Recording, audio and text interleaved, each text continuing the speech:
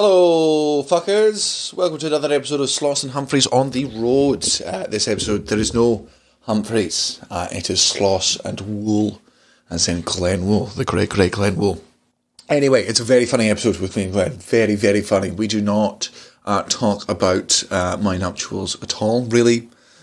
We say many horrible bits, many funny bits. We talk about comedy in Canada.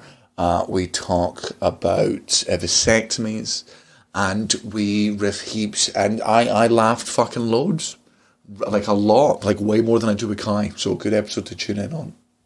Sloss and Humphreys on the road. Muggins and cream and muggins, straight thuggin', living the dream. That's our intro. Fucking muggles. Tickling the clit inside your head that makes you laugh. They said it can't be done. Are we in the same seats? That's hack. Ah, muggles. Accidental rim job in the park. Kiss. Or am I just being cynical? Muggled it up on fucking Mugglepedia. Where have you been since 9/11? There we go. Are you worried about AI and stand-up? No. Right? Yeah. Right? Actually, AI is making us more valuable. Yeah, go on. Well, because it's the one thing it can't do. It can't write a joke. Which, I mean, it won't stop it from having a career in comedy. As the Edinburgh Festival has taught us anything. Yeah, because what AI can do is it can steal jokes. Yeah. And there are plenty of comedians who have made careers out of doing that. Like our friend said one thing, because I've said for so long when people are talking about AI, I'm like, don't get me wrong, so much of AI is terrifying and scary, and the potential is like apocalyptic, and it's all very interesting and exciting, but also whatever. Career-wise, it is, I'll confidently say, it is not fucking touching me in the sense that, I've always said that. So our friend sent through this thing yesterday when AI had written, 10 jokes in the style of Ryan Cullen, right? Okay. And they were dark jokes, and I would say at least 6 of them were really, really funny. But they also were not jokes written by the computer. They were the AI going through Google, finding out who Ryan Cullen was, and then working out that he does dark comedy, and then just finding dark jokes from Reddit, 4chan, fucking wherever, compiling those into a list and putting it out. So it was a very good search engine. Super Google. Yes. Aye. All right. So it's not as impressive. It's not as, It's never going to be able to, I don't know, tell a story. I don't think it'll be able to create something. It'll be able to amalgamate, but without ever. But then again, do people care? I think you would. I mean, half of the, like Edinburgh shows at the 45-minute mark. Yeah. Where everybody tells a fucking harrowing tale of their aunt's hysterectomy or whatever. Yeah. Whatever. I mean, you are talking to the king of that. That's right. Lighting change. Yeah. Is that sax I hear in the background? Oh, I remember 5 minutes in he said his dead father played sax. Oh, it's a musical combo. AI could definitely write a Fringe show. Yeah, just take a wheel of relative and then a bunch of maladies spinning around the side. Oh, my second cousin has worms. Oh, God. And the title is a pun or a quote. Yeah, I think they'd be telling the first time AA won an award. Yeah. I think it would be able to, in the same way that, like, I think it would be able to, like, write episodes of Friends. And I think it would write, I think it would write episodes of Friends that I would enjoy. Like, I don't know if I would be able to do just. Part of me believes it wouldn't be able to do South Park, and I don't think that it's any like fucking slant. No, but I mean, but that's not even a slight on AI or Friends. Like, I think you watch different sorts of entertainment for different reasons. And I remember when I first watched The Office, I thought it was so funny, and I couldn't believe how good it was. And my wife at the time, who worked in an office, was like, no, we're not going to watch that. And I'm like, but it's such a representation. She's like, yeah, it is. And I just came home from an office. So, What part of this is escapism to you? I'm now with the comedian who wants to watch an office. Well, I've got a better idea for you. Why don't you go work in an office? Get off your lazy ass. It's not like you come home from work and tell me jokes all the... Oh, no, wait, you do that, you annoying piece of shit. Yeah, and critique the jokes on the television of the TV show that she just wants to relax and watch. Oh, that's the third iteration of that joke I've heard. Okay, here comes a catchphrase. Look, if you hate the show so much, you don't get to point out background characters that you've gigged with, okay? It's one or the other, right? You can't be proud of it and then pissing on it the second. Yeah. Well, and that's the way you know you're getting older, too. The people that you know off the telly are slowly changing from characters on sitcoms to the fucking cheese guy in the nacho commercial. Oh, yeah, I worked with him. Yeah, he was closing it up. I think we all had the same reaction the first time we saw Tim Fitzsimmons coming out of the ground in that I don't even know what it's advertising. But I remember I physically grabbed Cara. I went, "It's Tim." She's never met Tim. But I've known Tim since I was 16. I'm like, "It's Tim." Yeah. Now it looks like you're naming the people on the ads. I think I'll call that one Tim. She's like, he's finally snapped. He's finally snapped. And not a second too late. You realize it's into get okay, resized. good. I thought that was a way of telling me you got a divorce. Not a second too late. Back on the market. Yeah, imagine that. Like the guy that wrote Jigsaw, divorced within literally a week and a day of getting married. No.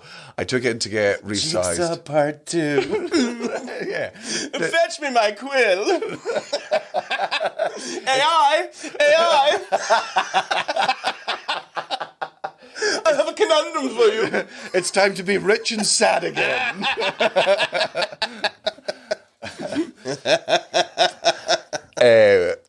I got my wedding resized because when we did Scottish country dancing at our wedding, we did like a ceilidh, and halfway through dancing with my wife of 3 hours afterwards, we all separate. I have to go up to her within 3 hours of being married and say the words to her. Have you seen my wedding ring? Right, and this is when I know. Yes, Daniel, we've all seen it. I put it on. Very expensive, we know. It's a testament to how much she loves me, and it's a sign of us. I'm definitely with the right person, because I just like sheepishly went over. I'm like, I'm really sorry to do this 3 hours in, but have you seen my wedding ring? And she just went, no, but I'll help you look. She just like lifts up her dress, and we all walk around. And it was fine within 2 minutes. It'd come off and gone under a chair. And then I lost it a second time. 9 hours later, it was about 2 a.m, and I look at my hand and it's not there. And I turn to Soraya and I go, fuck, I've done it again. I can't tell Cara I've lost it again. And Soraya she's there. She's like, we'll do it Saturday. We'll be good. I'll pass the message around. Everyone apart from Cara will be looking on the floor for it. We fucking got this. I'm like, thank you so much. Thank you so much. I clasp her hands. She brings my right hand up. She goes, you put it on the wrong hand, you stupid cunt. So it's German. That's how we do it. That's the scene that lets them know I'm not a Nazi. I do 3 wrong in Glorious Bastards. Just get a big bag of them. That's what I'd say. That's an old road comic trick. I have a friend who does that. Yeah. He has like 3 or 4 replica rings, because man, I'm like you. I just got a fucking metal one, like something that's quite easy to. Yeah. For those not watching on, it does make it sound like it's going to be a big fucking skull ring. When we got ours measured, I think I was I was a chubbier boy, and that's why I've had to have them resized. And what really threw the woman, so I'm in there getting resized. One of our friends joins us. It's Ian Sterling, the voice of Love Island. Yeah. Is that how he introduces himself? No, but it is how I introduce him when people don't recognise me. All right. Well, no, because he sat down and I'm like, I really hope she thinks this is a gay marriage. Because if people ever, I don't know about you, but if people ever assume I'm gay, I take it as like kind of a compliment sometimes. Yeah. I'm like, okay. I have been working out. Yeah. And like, okay, I did do something right with my hair this morning. Like, and if I'm in there getting my ring resized to my beautiful wife, who I love very much, and I'm there with Ian Sterling, and she thinks we're gay, I think Ian Sterling's quite a handsome man. If I could get him, like, I'd take all of that as a... They might misunderstand what you getting your ring resized was, too. We're going to get my ring resized. The voice of Love Island last night. Yeah. You don't need to go to a jeweler's then. You need to go a couple of doors down. And you get to be a bottom in the story. Yeah. Do you think Ian would top me?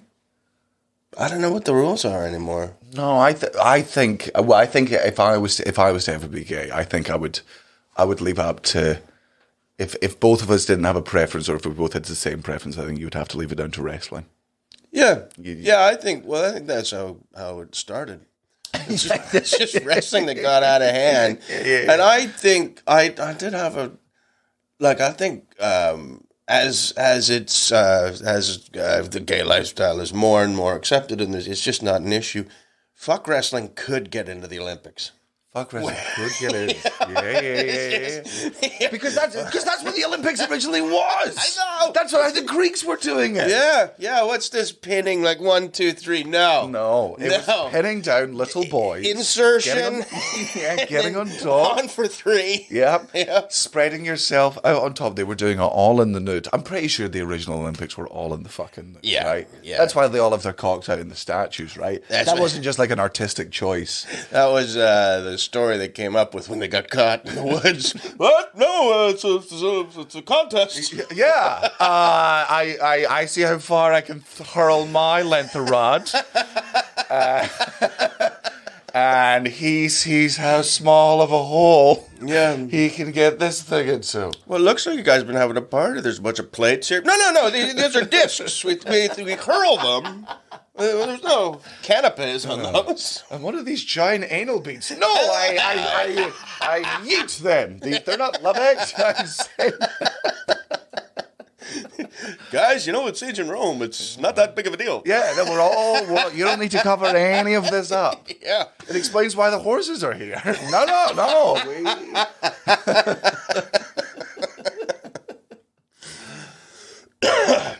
What would you, if back in I have a routine in my show about the Gladiator, about the Colosseum, I think it would have been so good to go and watch it actually take place.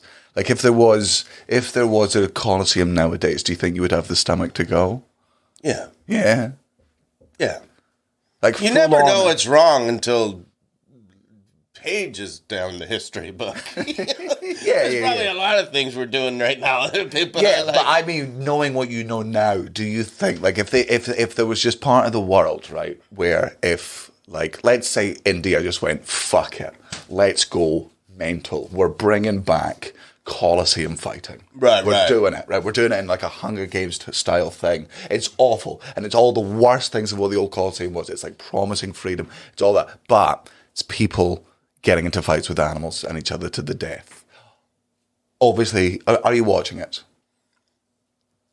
I'd have to have a look every Friday, just to make sure it was wrong. I gotta keep checking because you know what? Hey, sometimes people change. Sometimes rules are slightly altered and it changes the whole thing. It's not as bad. So every week I write a letter saying how horrible it is. I send them my letter, and then I watch the week after, hoping they've read my letter. I update the blog. I set the rankings. I have my own rankings. You start the betting. Yeah. I watched the Pakistani version that it's on before it, and then the Indian one comes on, and then there's some regional stuff out of Kazakhstan that I keep an eye on. I don't watch every match, but most of them. I got my favorites and I collect the cards. Yeah. I mean, these tattoos could be anybody.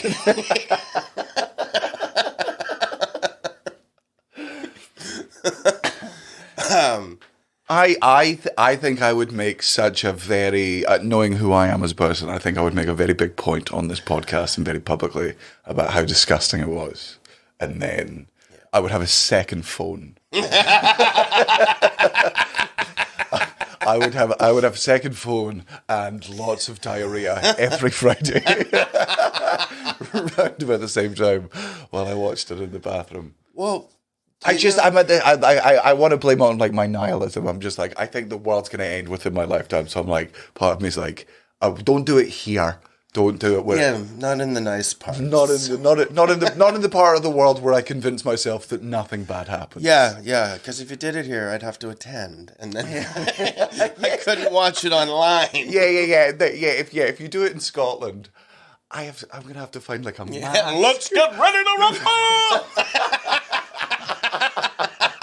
Oh, if they asked me to host it now, there we go. It's a job. I have a child. Yeah. I have to do it. And also, I think if I'm one of the cogs in the machine, then I can change the system for better. If I'm in there and they trust me, look, let's say I just do like a really good job for 5 years, and it looks like I'm really into it. Yeah. Like it looks like I fucking love this job. Deep cover. Yeah. I keep promising that like all of my wages are going to go to like the families of the people involved in this horrible thing, whoever they may be. Wherever they may be. But here's the thing. They're orphans. Orphans, fam. Who knows what words mean? And it turns out when they do have family, by some cruel twist of fate, their family are then randomly drawn into the same shit. I know. It happens so often. Something must be done.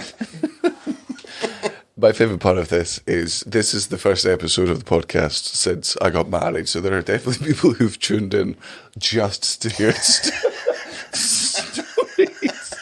And it's just us doing a really horrific bit about New World Indian Hunger Games.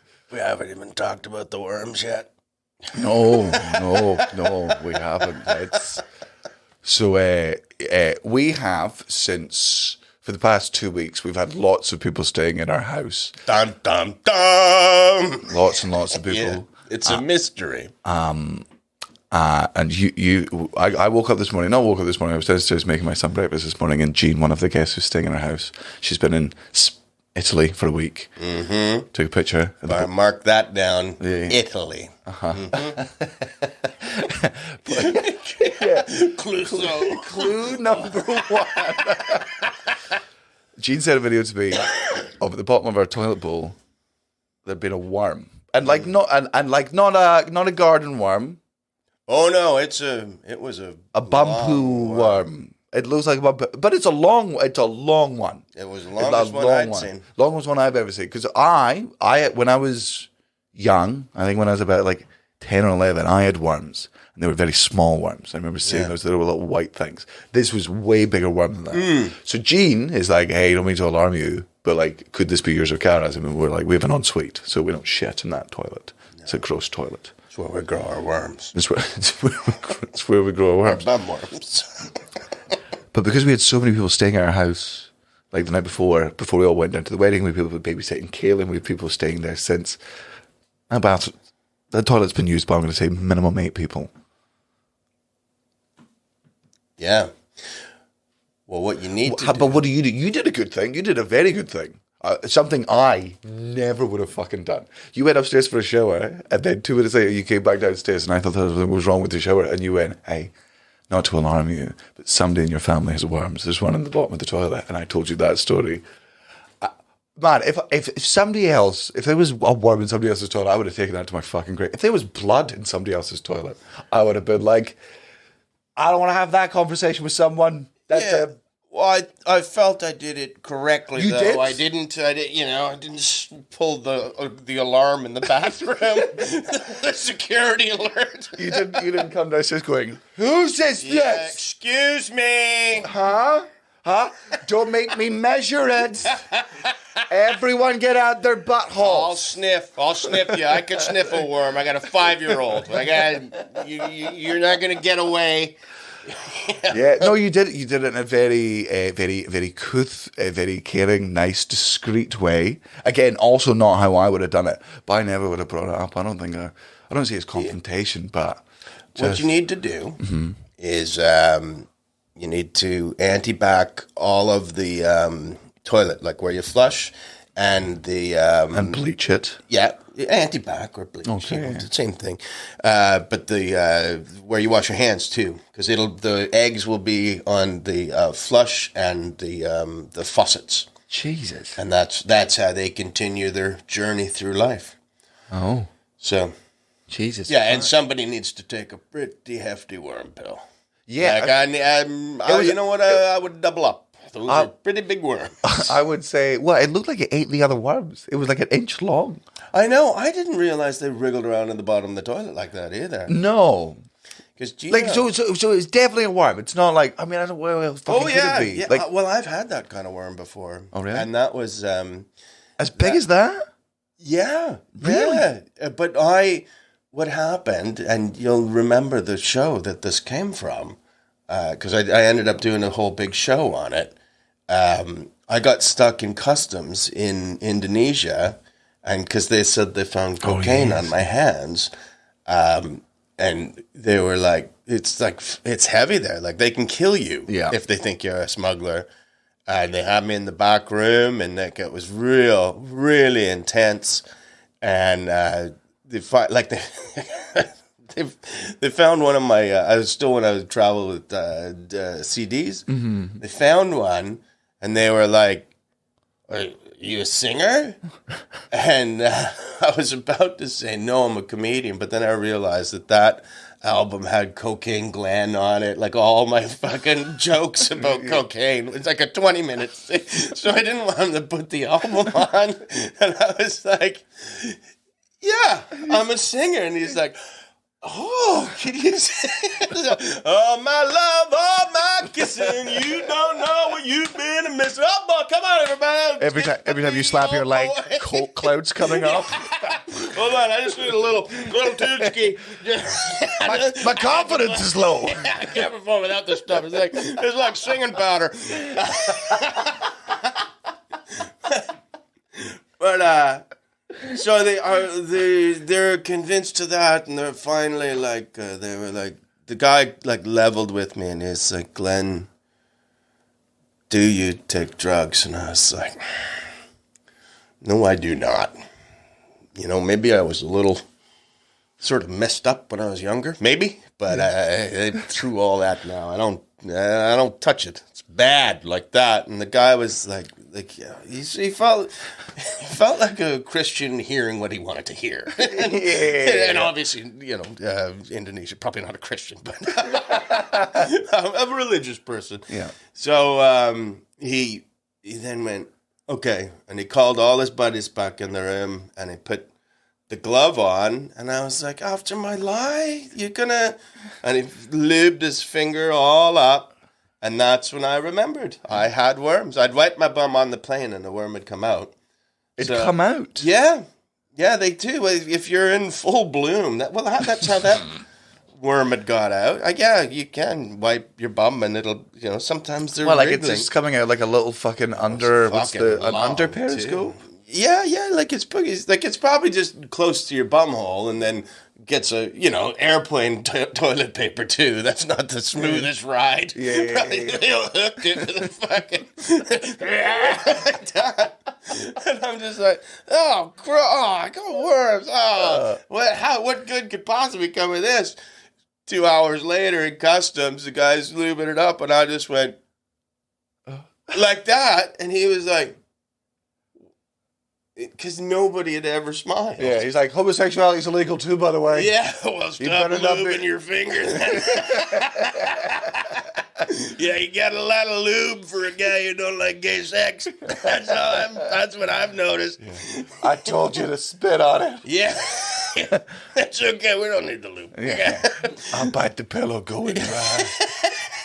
But I realized he was about to get a handful of worms. And just by that little Mona Lisa, like that, he stopped, and his buddies even were like, what are you doing? You have to look in his bum. And he just went, get out of here. And I didn't tell him about the worms. He read me like a poker player. He was like, there's something in there. And I'm not going to like it. My buddies are watching. I don't want to get caught with worm finger the rest of my life. And that's how I got all that cocaine into belly. I wrapped it in worms.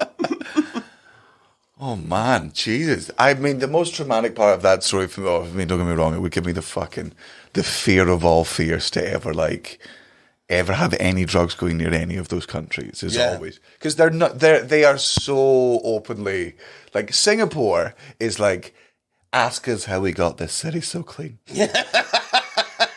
Ask us how we got this city so safe. And you're like, I don't want to know. You're like, goddamn right, you don't know.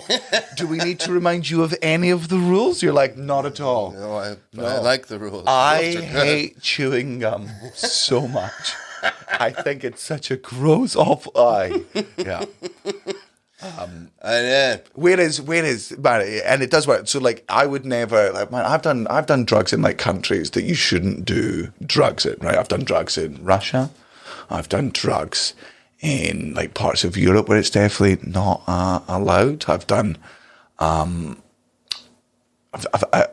never done it in Singapore because I'm not an idiot. And when I was in India, I was like, I'm not fucking risking it. No. I'm not risking it there. Anywhere where they're going to... Whereas here in the UK, where it is still fucking illegal, you order it to your door. Like, yeah. I still don't understand how this, like, how it's just not legalized in this country. I'd do a bump off a cop's hat. Sorry, officer, come here. Hold on. Just hold still. You know the rules. You have to take it off to let a pregnant woman pee in it. That's one of the old laws. And the other one is if I needed to do a bump off of, you have to give that to me. Thank you very much. Bring phone boxes back, or you do your job. Get over here, bump hat. Come on. Get out that little baton. Yeah, I need the baton. I want you to put it all the way along the baton. I want to stay still. I want you to hold a nostril, and I want you to yank it. Yeah. I call it the Coke typewriter. Stop looking Stop looking at me like that. It is what 999 is for. And when I need you again, I will call you again. Fine, I will take a slap on the wrist. Hey, yeah. Yeah. Whereas if you sing Young and Wild and Free in Singapore, they will hang you by your fucking toenails and throw stones at you for a week. Well, like any of those places, man, you just get, like they take a real interest. Like I was in China, and after one of the shows, this dude was hanging out with with all the other comics. He was a Chinese guy, and he said his name was Achilles, which is it's not your... That's not a local name. It's not. You wouldn't say like, oh, my friend Achilles is coming over. Oh, what part of China is he from? I would go, what year is he from? Yeah, exactly. Well, I know where to attack him.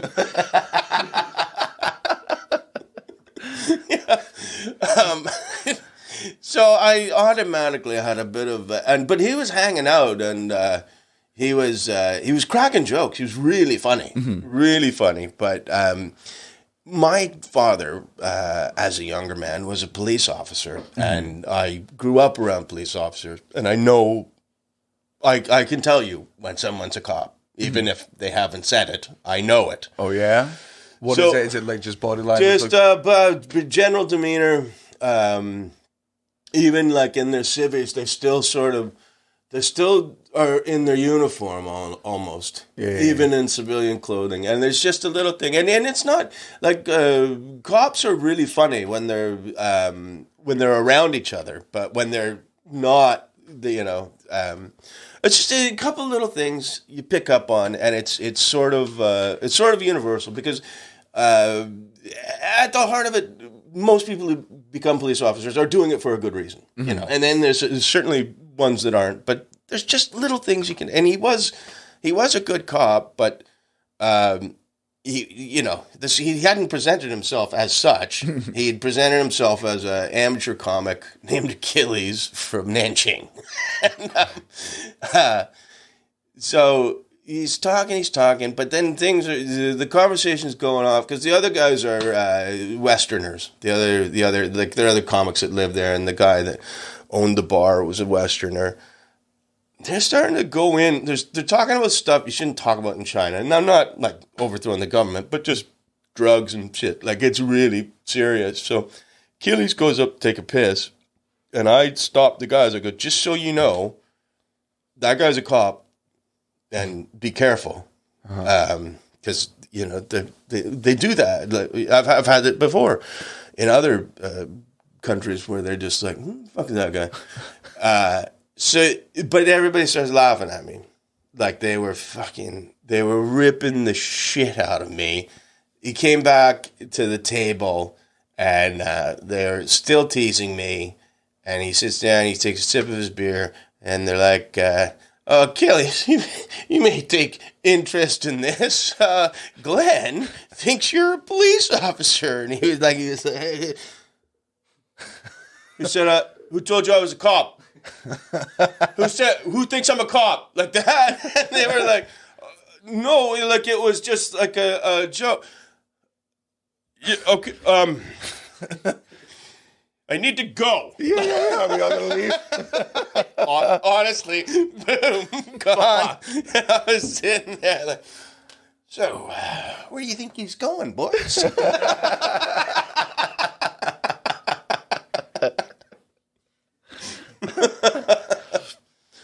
And it's not even it's not that bad of a thing. I've had it in Singapore too. Remember, did you ever meet Atherton? Oh, fuck. Yes. Yeah, unfortunately. Yeah. Well, that's how I knew that kind of thing happens. Cause so, to try and explain Jonathan Atherton and go as hard as you want here. I don't have anything truly awful to say about him, but I am going to be honest about who and what he is. Okay. Fair enough. It's probably true, but just on he was my friend. He's no longer with us, and I think that's why Daniel's able to tell some of these stories. No. He was this. He was like an expat who lived out in, and I don't think it wasn't just fucking Kuala Lumpur and Bali. It was. He moved around. Yeah, he did radio in Singapore. He's an Aussie guy. He ran all these gigs out there for expats, and they were really good gigs. And there's just this type of person in comedy, and you'll find it everywhere, who are really good at putting on gigs in different parts of the world, but for some fucking reason insist on going on stage themselves for 5 or 10 minutes before the real comedians who they booked and flew from the other side of the world. And I've seen this happen in Switzerland, I've seen this happen in Singapore, I've seen this happen in Australia, I've seen it happen in Europe. It happens. People be like, I've put on this successful gig, I booked these comedians, therefore I must. And Jonathan Atherton would just go on and just tell these, like, and look, he'd lived a fucking mental life. Yeah. And he would go on stage and just tell these mental stories, which I think were highly exaggerated at points. A comedian? Yeah. An exaggerated, Daniel. Yeah. Come now. Yeah. Yeah. Okay, and he was also, that's the thing, to be fair to him, he was a comedian, but he was that type of Aussie comedian that exists. And this is another... I always laugh at this. There's Aussies that never make it in the Australian comedy scene, so go to another part of the world and just start a comedy scene there. They're like, I'm not going to make it here. I'll just go start one in Taiwan. Hey, I'm the king of the Taiwan circuit. Yeah. Whereas Canadians just... have a backpack and a joke book. Yeah. Fucking crowd crack this nut somewhere. Yeah. Yeah, Aussies tend to hit Asia for comedy, whereas Canadians always make their way over to the UK a lot of the time, yeah. Yeah, well, I mean, for me, it was partly heritage. Like the work permit is much easier because because the Commonwealth, of course. No, not the Commonwealth, but my grandmother was from Northern Ireland, so I'm gonna get my Irish passport. Oh, that's a good one. Wait, but the Northern Irish passport, or you can get the real one? Yeah, no, if you're Northern Irish, you get that. They don't look at it the way we look at it. Oh, what a very British thing I just did there. Like, but that's our Ireland. So why would they have their passport? And do I receive some sort of tithe from you having a passport? I think I do. Oh, God. It's the most Tory I've ever been. I'm so disgusted at myself. Thank God Cullen wasn't here to see that. Oh, he'll hear about it. He'll hear. I apologise to all of our listeners from the worse Ireland. I didn't mean to insult your history. The lower Ireland. Yes, despite being higher geographically. It was the paperwork is easier. The American paperwork's really expensive and really prohibitive to a young comic. Yeah. And even if you were going over the border, say, just to do amateur nights in the States, they will stop you. So you have to... Really? Yeah, they're like, oh, no, that's working. You can't come down here and do that.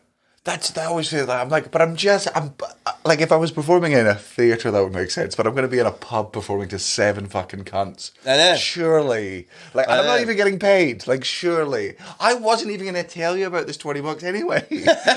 Like, you were never going to hear about this. It's like I was never... You wouldn't stop me coming into this bar to drink and talk. And that's all. Wow, they have. Yeah. If they knew you.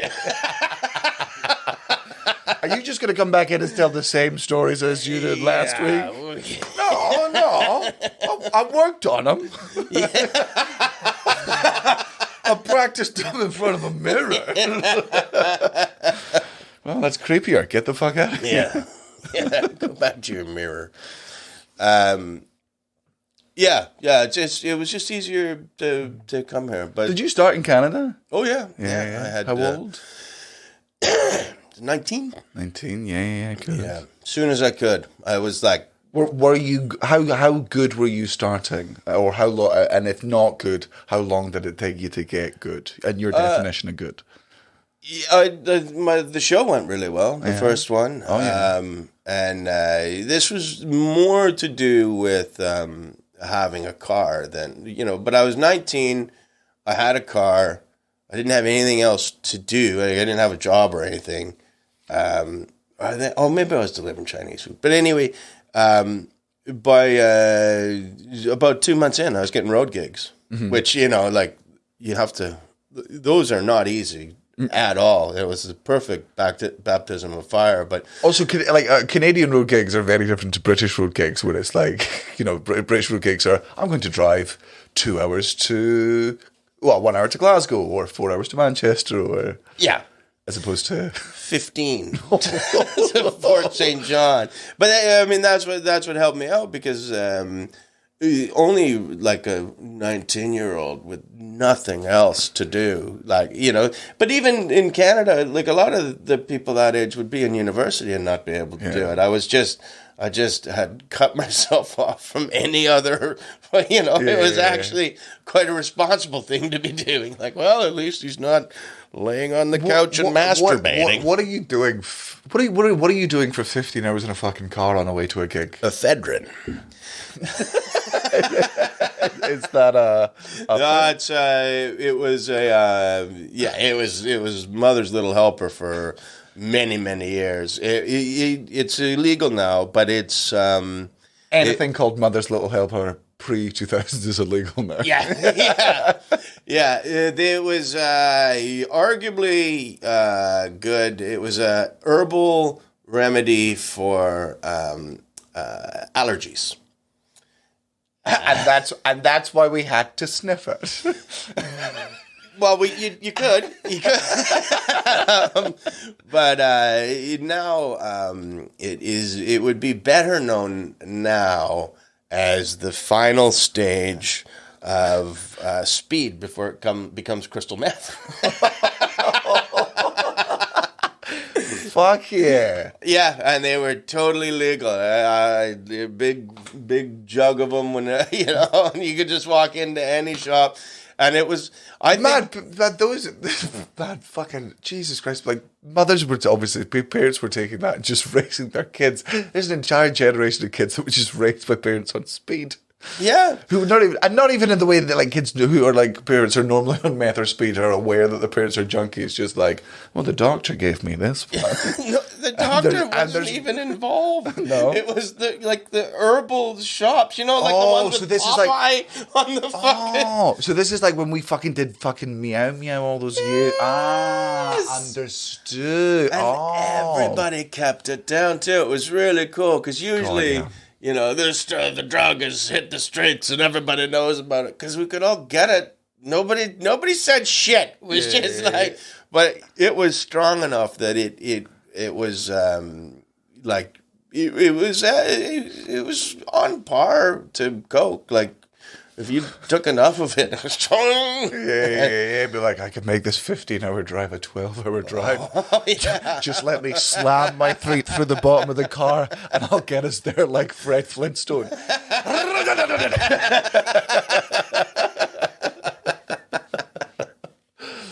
Yeah. We were having sorry to take a slight right turn here, but I do want to discuss it with you. I did that thing where we were having a conversation, and because we had a podcast coming up, I was like, don't talk about it. Yeah. Save it for the podcast. You have 2 children. I do. Age 5 and 2. Mm-hmm. I have 1 child, age 15 months. We are aiming to sort of probably have another baby within the next 2 years. I have a routine in this year's show about how I want to have 3 kids. And Cara wanted to have 2, and this is true. But now that we've seen what happens with childbirth and pregnancy, and with how good he is now and how easy, I want to stop at 1, and she wants to have 4 now. And then we got talking about the vasectomy. You don't want it at all. You never would. Want it. No. Why not? Just because of the pain? So because it doesn't make you a man? Because but. What's talk me through it? What happens if there's a disaster and the last one left and all these beautiful women are like, Glenn, humanity needs I got just lie to them. That's right. That's lie what you to do. all of them. Yeah, and blame it on them. Did you have coffee today? Yeah, you're not supposed to have coffee. Maybe you didn't give me enough back rubs. maybe the amount of pressure on me is so much. Yeah. Oh, sorry, and then, like 3 years in, I've worked it out, girls. Sodomy will not work. I'm so sorry. I read the book wrong. I got it right in the wrong. We'll move to the mouth. It turns out we've been wasting our time. And nobody's more embarrassed about it than me. I could Boy, crawl in a hole and get over here. We are behind schedule. Get your mouths over here, girls. Yeah. We gotta repopulate this planet.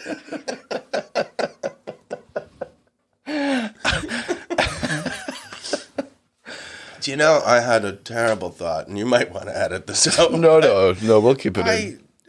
For whatever reason, when I saw that worm wriggling in your toilet, I thought to myself, what do those bum worms make of sodomy? Like every once in a while, they're just in there, and then the giant white worm is back.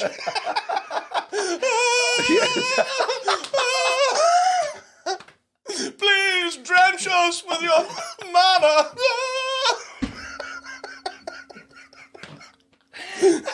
The prophecies foretold. Just like etchings.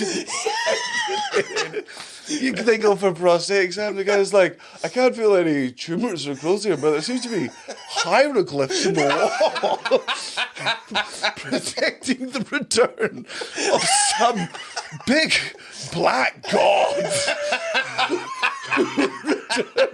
That was only once on vacation. Shh. Yeah, she's like, shh, a white guy. There was a white guy.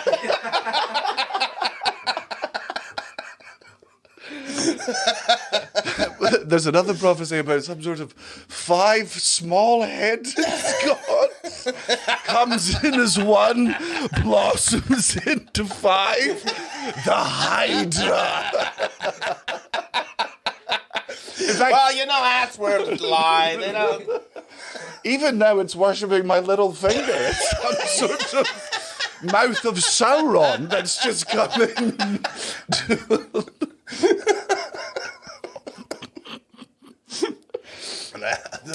You're right. I think we should cut that out. I think it's crucial that we do. Yeah, I think maybe sell it to Dead Man Talking. No.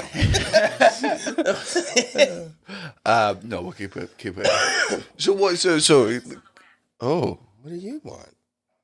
It's already sold. Quinn's been listening the whole time. I can't wait to see what type of paedophile joke he turns it into. Wait, were any of the worms juvenile?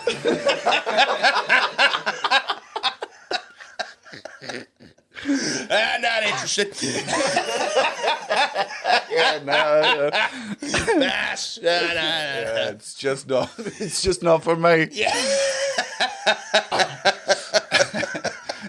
Okay, so your last man standing, survivors guilt out of the way. That's one reason why you don't want to get a vasectomy. Yeah. Is it? I don't like the idea of a man stabbing me in the dick. Even he's trained, he knows what he's doing. First they stab you in your dick, and then they burn you. Yeah. Yeah. You're supposed to... You have been given that penis. It's a responsibility.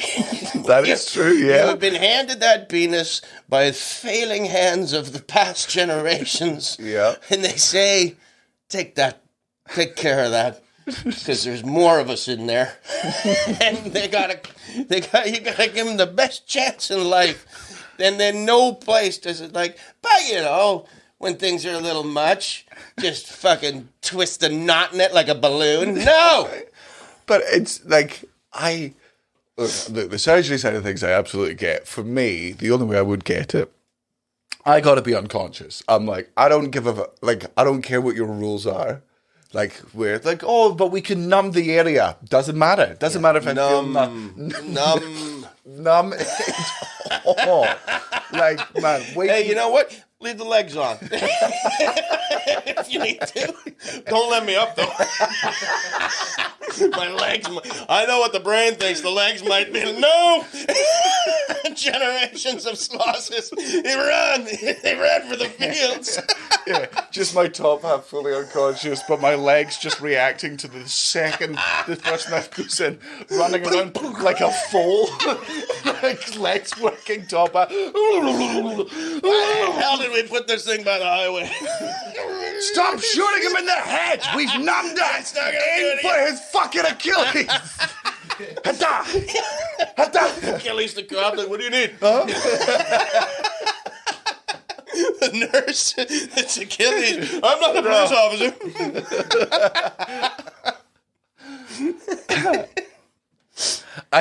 You'd have to be fully unconscious. Like, I'm a firm believer. If I told my dentist, I'm like, if you ever need to take any teeth out, that's me a sleep job. Like, that's, and I'll pay whatever the money is. Yeah. Under the table, over the table, I'm unconscious for any surgery, no matter how big or small. Yeah. I got this tooth out, and I just figured it'd be like, but no, I was glad I went. Because, you get people so like, when you you're can awake? do it at home. No, you can't. Yeah, we've all seen Castaway. You just get a rock, an ice skate, and a duck. But no, like I think he used to be in the military too, because he's got that sort of, but he was like, Jesus Christ, like that, and then he had to split it, and ooh. Fuck all of that. Like, our friend Hammy was telling me that, like, when he got his, out. This was also in America, by the way. I think this is important for context. He was getting one of his fucking molars taken, or wisdom teeth taken out, and they sort of numbed the area. And the guy went in with like fucking pliers to get them. When it wasn't coming out, split it, and had to get to the point where he had like a knee on Hammy's chest, like on top, and was just pulling like that. And you're like, what the fuck, man? Do that while I'm unconscious. Like, come on. Knock me out for all of it. Maybe, yeah, they don't want, they want you up, so if you wake up a little battered and bruised, they're like, you were up, you saw, we were taking a tooth out. Yeah, it's fine. Why does my butt hurt? I look, a prophecy was foretold. I wanted to see if there were any other tablets elsewhere. I'm worried about this big black god. Okay, you should just said it. Yeah, Jesus. I'm also worried. See, I would get a vasectomy just because fucking condoms are just the worst, man. They really are. But I say that as somebody that, man, we're wearing them, Cara's off the pill at the moment, so we're a condom fucking household. I'll do that with no complaints. He said complaining, but just as I'm doing it, like in the same way that, you know, she was on the pill for years. I just can't believe after fucking 2,000 years we've barely fucking improved the condom. No, there's no like magic fucking spray that you can just spray on the top. Makes it. Yeah, but it's the testing of these sprays. You know, yeah. And men are very rarely willing to be guinea pigs with their own cocks.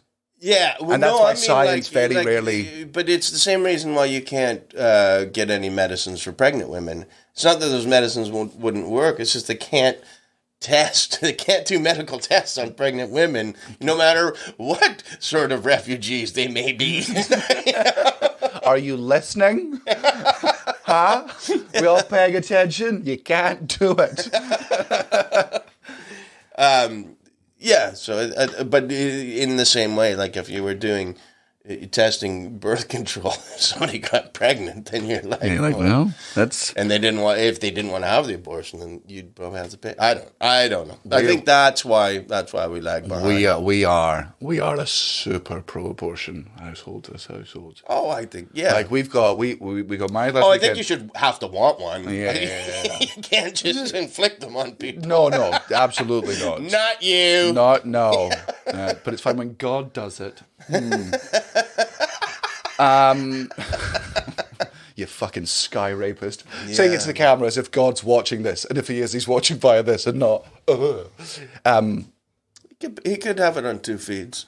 Live and on a thing. I just feel like there's nothing would make... You could show me God.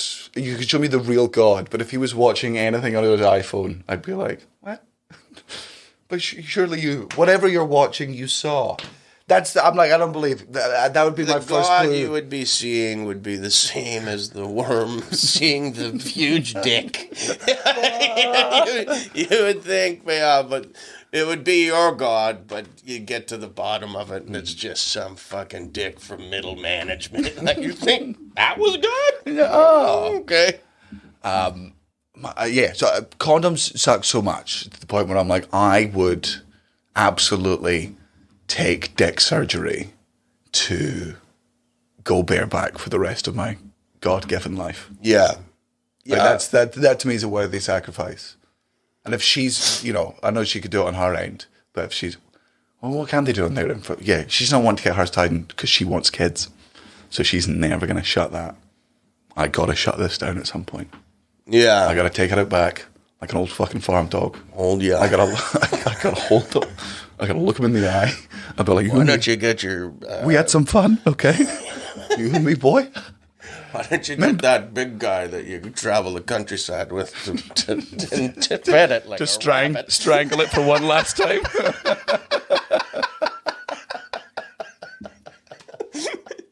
That's what we were doing. It was just George. Yeah, you guys been going around the barn again to have another vasectomy? Yeah, last one didn't take. I also feel like if in my head, and I will, please bring this up in the future in 15 years when I do get a vasectomy or whatever we fucking decide. I feel getting a vasectomy absolutely entitles you to a week, if not a week, maybe like 2 or 3 days, where you absolutely get to act like a child who's had his tonsils out. Yeah. Like, I think if you get your vasectomy, because like, you can't move much, it's major surgery. You just want some ice cream? No, but What is she denying you up in there? No, but I mean in the sense of like you're allowed to be on the couch for like 2 days. You are. You need to be. You need to. So it's like that thing of like, hey, I did that. You get to binge watch a show that she'd never fucking, you get to be like a present family member, but the laziest version of it. Yeah. You don't have to contribute your 50%. You're down to 10% because a doctor gave you a letter that said you could be down at 10% for 3 days. And I know you think you've never seen God, but look, the way that works out is there is intelligent design there. Because if women got vasectomies and their husbands just got to walk around, within the first hour, we'd be trying to give our wives hard-ons. Yeah. Oh, does it hurt when I do that? Stop! Oh, God, women, they just can't take jokes. Jesus, they're still up to... You're staring my stitching! Oh. Are you live streaming this?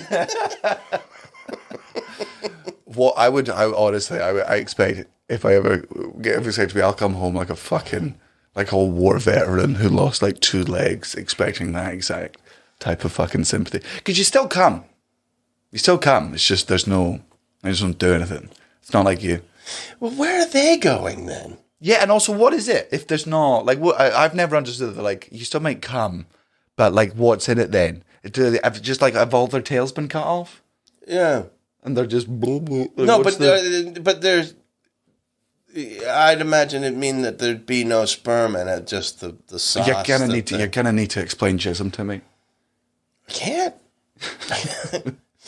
No, well, from what I know about vasectomies, there is a little tube that gets cut out, and then they burn the end. They cauterize the wound, so nothing. And just with a cigarette, I've heard. Yeah. Yeah, it's harder now. It's because they vape.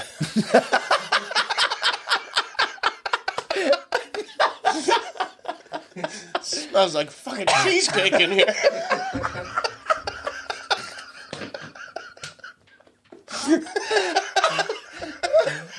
It's bang. It's better than the alternative.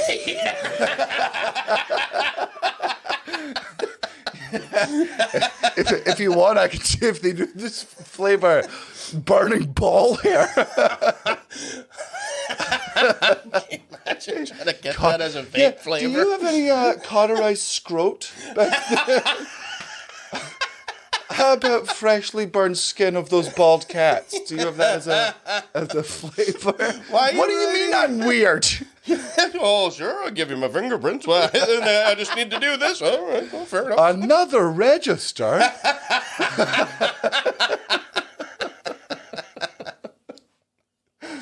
Now I know why they call it a criminal record. Because we're going for gold, baby. Yeah, so I reckon what happens, there's a sauce that the sperm swim in. And you keep making the sauce.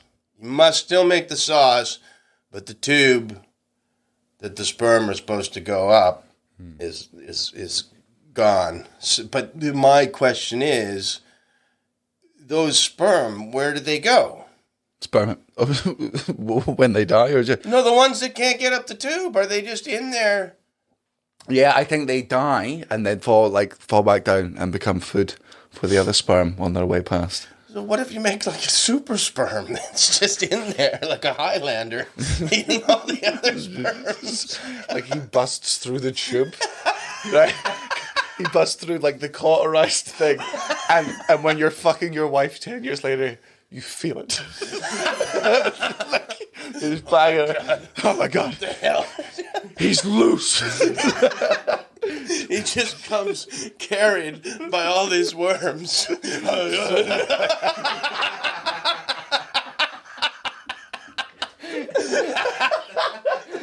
Why we kept trying to go to the light, what we didn't realize we needed to go deeper. Deeper towards the darkness where the true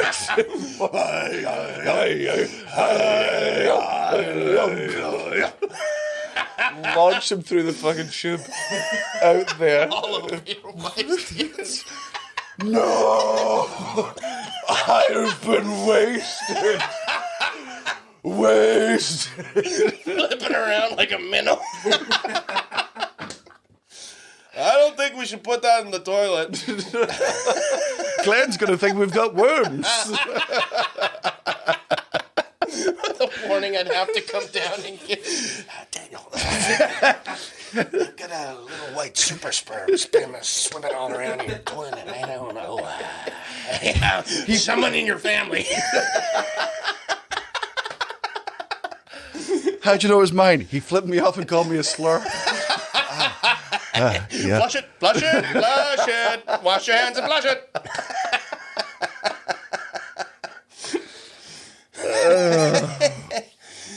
Oh, well, that's more fun than I've ever had with any episode with Kai. Yeah, I hear that a lot.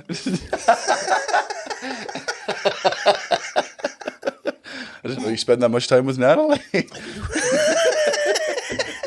That's why I don't want to get a vasectomy. To remind me of the name, Two Eejits is your podcast? Eejits of the world. Eejits of the world. No, it's not about us being Eejits. Oh, shit. I might just project. Every week we find, me and Andrew Maxwell find different idiots in the news or within our own lives or just people that are little dense. And not all the time like that, we don't get into care homes. Yeah. Look at him like, he used to have a PhD. Now look at him. Dun, dun, dun. He can't even eat soup. Yeah, if you're ever in Cambodia, stay out of the pharmacy. Look at this one. Fried his brain.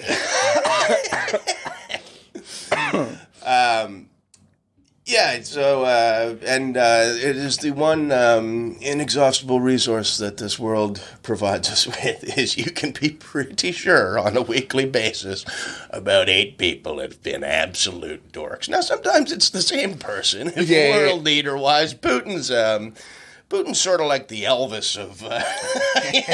Geez, that guy's always in the charts. Yeah. Oh, I thought you were going to be like, I've always wanted to meet him.